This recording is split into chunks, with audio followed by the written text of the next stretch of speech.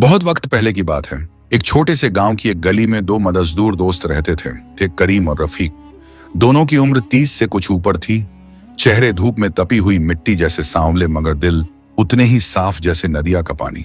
सुबह सुबह जब मस्जिद से फजर की अजान की आवाज उठती तो ये दोनों उठ खड़े होते। करीम का हाथ में फटा पुराना लौटा होता, रफीक अपनी धोती संभालता हुआ पीछे पीछे चलता। दोनों वजू करते, मस्जिद में नमाज अदा करते और फिर सीधा खेतों की तरफ निकल जाते। गांव में इन दोनों की पहचान सिर्फ एक ही थी, मेहनत। कभी किसी के खेतों में हल चलाते, कभी पानी खींचने का काम करते, कभी ईंट भट्ठों पर ढुलाई करते। धूप तपती तो पसीना नदियों की तरह बहता, मगर उनके चेहरे पर शिकन न आती। करीम अक्सर कहता, रफीक भाई, मेहनत में ही बरकत है। अल्लाह ने हाथ पांव सलामत दिए हैं तो शिकायत कैसी। रफीक मुस्कुराकर जवाब देता, बिल्कुल करीम, हम भले ही पढ़े लिखे नहीं, मगर रोजी रोटी हलाल कमाते हैं, यही हमारी दौलत है। दोनों की जिंदगी सादी थी, खाने को सादा रोटी प्याज और कभी कभार गुड़, पहनने को मोटा कपड़ा धोती और पुरानी कुर्ता। मगर इस सादगी में भी एक सुकून था। ना शहरी चालाकियां समझते थे, ना ही दुनियादारी के खेल। गांव के बच्चे अक्सर इनके पास आते और कहते, चाचा करीम, चाचा रफीक, हमें कहानियां सुनाओ। करीम बच्चों को रसूलुल्लाह की मेहनत और सादगी के किस्से सुनाता और रफीक हंसते हंसते उन्हें मेहनत का महत्व समझाता। गांव वाले इन दोनों को इज्जत से देखते थे, क्योंकि ये ना किसी से उधार लेते, ना धोखा देते। जो भी कमाते उसी में खुश रहते। रात को जब काम से थक कर लौटते तो दोनों झोपड़ी के बाहर चारपाई पर लेटकर आसमान के तारों को देखते। हवा में ठंडक होती, आसमान खुला होता और तारे जैसे उनकी मेहनत की गवाही देते। करीम कहता, रफीक देखो कितने तारे हैं, मगर सब अपनी जगह पर ठहरे हैं। ऐसा लगता है जैसे ये हमें कह रहे हों कि इंसान को भी अपनी जगह ईमानदारी से निभानी चाहिए। रफीक हाथ भरता, सही कहा भाई, जो अपनी जमीन से सच्चा रहता है उसका आसमान कभी खाली नहीं होता। उनके पास न दौलत थी, न जायदाद, सोने चांदी के जेवर, मगर उनके पास सुकून था, दोस्ती थी और सबसे बढ़कर अल्लाह पर भरोसा था। मगर उन्हें यह खबर कहां थी कि जल्द ही उनकी इस सादगी भरी जिंदगी में एक नया इम्तिहान दस्तक देने वाला है। गांव की सादी जिंदगी अपने ठहरे हुए पानी जैसी थी। हर सुबह वैसी ही उठना बैठना, वही खेत, वही भट्ठा, वही मेहनत और वही थकान। गांव वालों के पास उम्मीदें तो बहुत थीं, मगर शक्ल सूरत वही पुराने दिनों जैसी। मगर एक दिन दोपहर को जब धूप जमीन को जला रही थी और लोग नीम की छांव में बैठे हुए सुस्ता रहे थे, तभी गांव की सरहद पर एक नया मंजर नजर आया। एक लंबा चौड़ा बैलगाड़ी काफिला आया, जिस पर चमकदार संदूक रखे थे। गाड़ी के आगे पीछे दो नौकर चलते हुए और बीच में शहर का सेठ हरिराम बनिया। उसके तन पर रेशमी कुर्ता, सिर पर चमचमाती पगड़ी और गले में सोने की मोटी जंजीर, आंखों में चालाकी की चमक और होंठों पर बनावटी मुस्कान। उसकी गाड़ी के पहिए जब गांव की धूल में उतरे तो लोगों की आंखें चकाचौंध हो गईं। औरतें झोपड़ियों के दरवाजों से झांकने लगीं, बच्चे उसके सामान को देखकर तालियां बजाने लगे और बुजुर्ग अपने आप में कहने लगे, ये कौन आया है, लगता है कोई बड़ा सेठ है। ऐसी शान और शौकत तो हमने सिर्फ शहर में देखी है। करीम और रफीक भी खेत से लौट रहे थे, पसीने से तरबतर, मगर आंखें इस तमाशे की तरफ टिक गईं। करीम बुदबुदाया, भाई देखो तो सही, कैसा चमक दमक वाला आदमी है, लगता है बड़ा अमीर है। रफीक हल्की मुस्कान के साथ बोला, हाँ अमीर तो है, मगर देखना, शहर के लोग अपनी चालाकियों से गांव वालों को फंसाने आते हैं, हमें होशियार रहना होगा। उस शाम तक पूरे गांव में चर्चा फैल गई, हरिराम बनिया आया है, उसकी दुकान खुलेगी, वो शहर से रंग बिरंगी चीजें लाया है। अगले दिन जब सूरज उगने ही वाला था, बनिए ने गांव के चौराहे पर चमकदार दुकान सजवा दी। लाल पीले कपड़े, रंग बिरंगे खिलौने, चमचमाती कांच की चूड़ियां और तरह तरह की मिठाइयां। गांव वालों ने ऐसा नजारा कभी न देखा था। बच्चे दुकान के चारों तरफ घूमते, औरतें चूड़ियों को देखकर दांतों तले उंगली दबाती और मर्द सेठ की बातों में खो जाते। हरिराम बनिया बड़ी चालाकी से कहता, अरे वाह रे गांव वालों, तुम तो कितने भोले हो। देखो ये चीजें ये शहर में भी हर किसी को नसीब नहीं होती, मगर तुम मेरे मेहमान हो, इसीलिए मैं तुमको सस्ते दामों में दूंगा। उसकी बातों में ऐसी मिठास थी कि लोग जैसे उसके जादू में बनते जा रहे थे। करीम और रफीक भी वहां खड़े थे। रफीक कान में फुसफुसाया, करीम, लगता है यह आदमी सिर्फ अपनी दुकान चलाने नहीं आया, इसकी आंखों में कुछ और ही चाल है। करीम ने गर्दन हिलाई, हाँ, मगर गांव वाले उसकी बातों से बहकते जा रहे हैं। हमें अल्लाह से दुआ करनी चाहिए, ये आदमी हमें किसी मुसीबत में न डाले। बनिया जब भी बोलता, उसकी जुबान से मीठा शहद टपकता, मगर आंखों में लोभ की आग जलती। वो कहता, गांव के लोगों, मेरी चीजें सिर्फ चीजें नहीं, ये तुम्हारी किस्मत बदलने का जरिया है।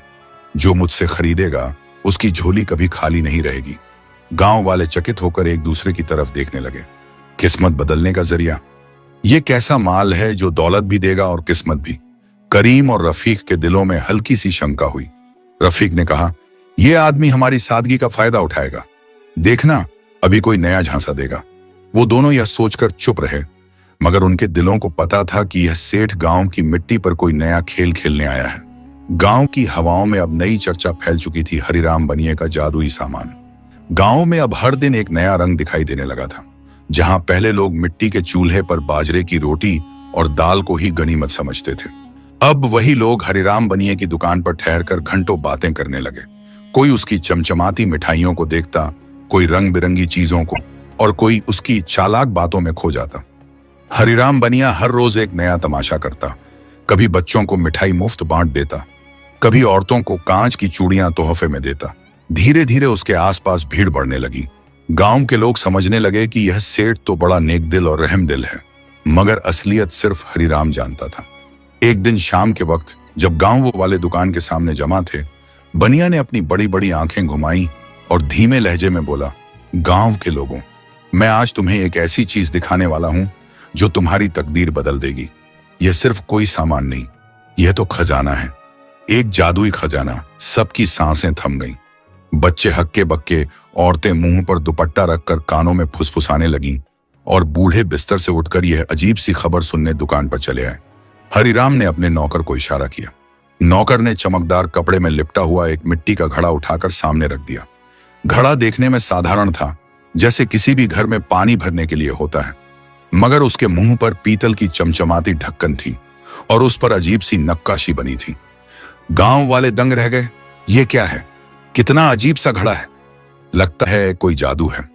हरिराम ने रहस्यमयी आवाज में कहा, भाइयों, ये कोई आम घड़ा नहीं, ये है जादुई घड़ा। इसमें अल्लाह का दिया हुआ ऐसा असर है कि जब रात ढले और घड़े को घर में रखा जाए तो यह अपनी तरफ से चांदी की मुट्ठियां देता है। हर सुबह जब तुम उठोगे तुम्हें चांदी मिलेगी और तुम्हारी गरीबी हमेशा के लिए दूर हो जाएगी। गांव में सन्नाटा छा गया। सबकी आंखें चौड़ी हो गईं। किसी ने कहा, क्या सचमुच? दूसरा बोला, अगर ऐसा है तो यह तो हमारी तकदीर बदल देगा। हरिराम मुस्कुराकर बोला, मगर यह घड़ा हर किसी के लिए नहीं, सिर्फ वही इसे हासिल कर सकता है जो कीमत अदा करे और भरोसा रखे। याद रखो, किस्मत हर किसी को मेहरबानी से नहीं मिलती, मेहनत और भरोसे से मिलती है। लोगों में हलचल मच गई। कीमत कितनी है? हम कैसे खरीद सकते हैं? बनिया बोला, इसकी कीमत बहुत मामूली है। 2 भेड़ें दो और यह घड़ा तुम्हारा। सोचो, 2 भेड़ों के बदले हर रोज चांदी का खजाना। गांव वाले दुविधा में थे। कुछ ने शक से देखा, कुछ ने उम्मीद से, मगर सबसे आगे बढ़े करीम और रफीक। करीम ने अपने दोस्त की तरफ देखा और कहा, रफीक भाई, अगर यह सच है तो हमारी जिंदगी बदल सकती है। हम भी अब दूसरों के खेतों में मजदूरी करने से बच जाएंगे। हमारे बच्चे भूखे नहीं सोएंगे। रफीक थोड़ी देर चुप रहा, फिर बोला, करीम, मेरा दिल कहता है कि यह कोई चाल है, मगर गांव वाले सब मान रहे हैं। अगर हम पीछे रह गए तो कहीं गरीबी हमारे पीछे ही रह जाए। दोनों की आंखों में उम्मीद और डर का मिला जुला रंग था। आखिरकार उन्होंने मिलकर फैसला कर लिया। अगले ही दिन करीम और रफीक ने अपनी दोनों भेड़ें बेच दी। उनकी भेड़ें ही उनकी सबसे बड़ी दौलत थीं, दूध देती, बच्चों का पेट पालती, मगर जादुई घड़े के लालच ने उन्हें मजबूर कर दिया। उन्होंने भेड़ों के पैसे हरिराम को दिए और घड़ा ले लिया। गांव वाले हैरानी से देखते रहे। किसी ने कहा, वाह, अब देखना करीम और रफीक अमीर बन जाएंगे। दूसरा बोला, कितनी कुर्बानी दी है इन्होंने, अब इनकी तकदीर बदल जाएगी। करीम और रफीक घड़ा अपने झोपड़े में ले आए। दोनों ने उसे एक कोने में रखा और पूरी रात जागते रहे। उनकी आंखों में अब गरीबी का गम नहीं था, बल्कि आने वाली दौलत के ख्वाब थे। करीम बोला, भाई सोचो, जब सुबह होगी और घड़े में चांदी की मुट्ठियां होंगी, हम सबसे पहले मस्जिद की मरम्मत करवाएंगे। रफीक ने जोश में कहा, हाँ, और बच्चों के लिए नए कपड़े लाएंगे। हमारे घर भी रोशनी से जगमगाएंगे। अब हमारी मेहनत की रातें खत्म होंगी। मगर दोनों दोस्तों को मालूम नहीं था कि यह घड़ा उनकी जिंदगी में दौलत नहीं बल्कि नए गमों और इम्तिहानों का दरवाजा खोलने वाला है। करीम और रफीक की झोपड़ी में उस रात नींद नहीं थी। दोनों दोस्तों ने जादुई घड़े को कमरे के कोने में रख दिया था। मिट्टी का वही घड़ा जिस पर पीतल की ढक्कन चमक रही थी, जैसे वह अपने अंदर कोई बड़ा राज छुपाए बैठा हो। करीम अपनी चारपाई पर करवट बदलते हुए बोला, रफीक भाई, दिल धड़क रहा है। सोच रहा हूं सुबह जब हम ढक्कन खोलेंगे और उसमें चांदी की मुट्ठियां मिलेंगी तो अल्लाह की कैसी नेमत होगी। रफीक ने आहिस्ता से जवाब दिया, हाँ करीम, कलंदरों के किस्सों में सुना था कि खजाने अचानक मिल जाते हैं। शायद यह भी हमारी तकदीर का लिखा हो। रात गुजरती रही। दोनों की आंखों में नींद का नाम तक न था। कभी घड़े को देखते, कभी एक दूसरे को। आखिरकार सुबह का उजाला हुआ।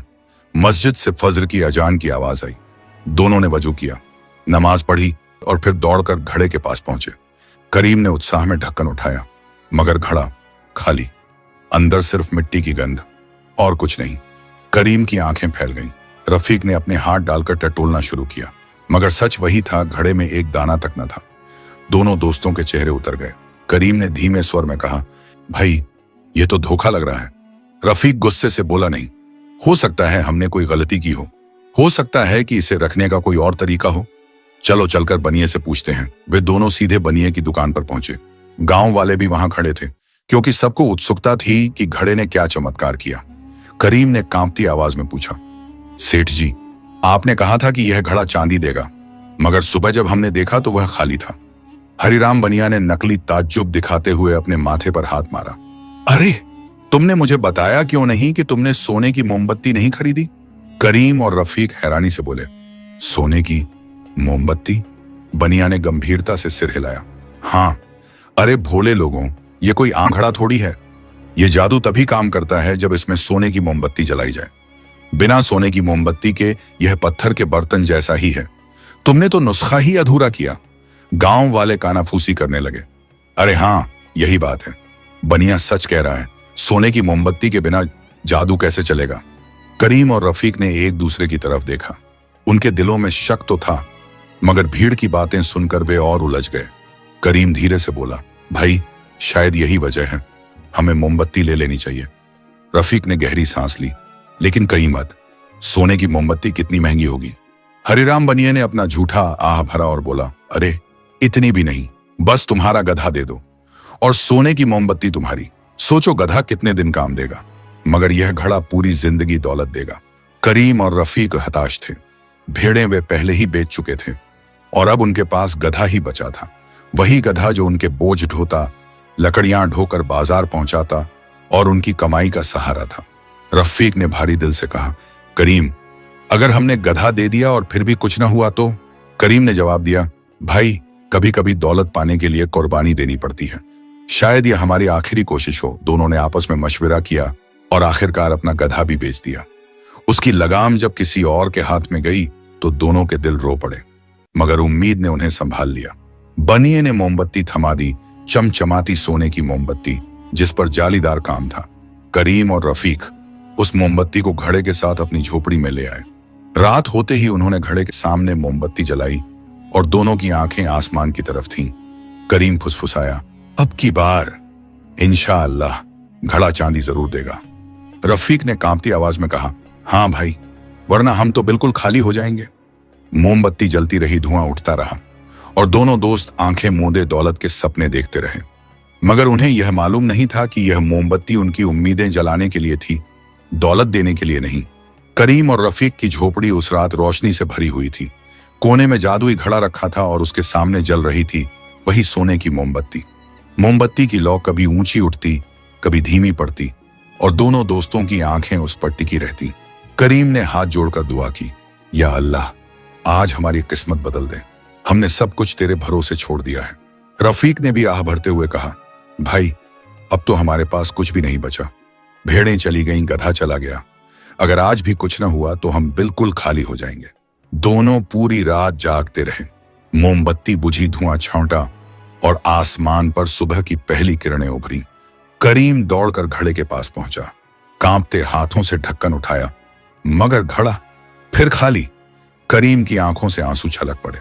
रफीक ने झुंझलाकर घड़े को उल्टा किया, मगर उसमें से धूल के सिवा कुछ न निकला। करीम बैठ गया और सर पकड़ लिया। या अल्लाह, हमसे कहां गलती हो गई। रफीक का चेहरा गुस्से और मायूसी से लाल हो गया। ये घड़ा हमें बर्बाद कर देगा। चलो बनिए के पास चलते हैं।